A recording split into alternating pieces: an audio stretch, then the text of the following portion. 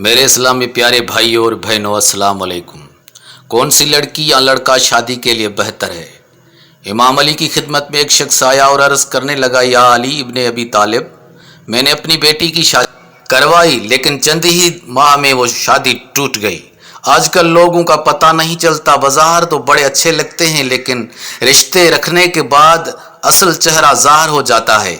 क्या कोई ऐसा अमल नहीं जिससे हम शादी से पहले ये देख सकेंगे ये लड़की या लड़का शादी करने के काबिल है या नहीं?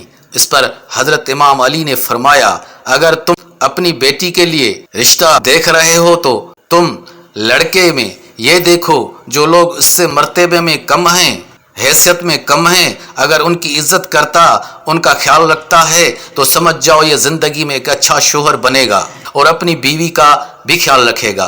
लेकिन अगर जो रुतबे में इससे बड़े हैं उनकी तो इज्जत कर रहा है लेकिन जो मर्तबे में कम है उनका एहसास नहीं करता, तो समझ जाना कि ये इंसान तुम्हारी बेटी के लिए सही नहीं है। इतनी ही देर में दूसरा शख्स उठा और पूछने लगा, या अली, अगर हम अपने बेटे के लिए रिश्ता देखें तो कैसे पता चलेगा क्या लड़की हमारे लिए सही है या नहीं? इस पर हजरत अली ने फरमाया, जब अपने बेटे के लिए रिश्ता देखने जाओ तो लड़की से चंद सवाल पूछो और थोड़ी देर गुफ्तगू करो।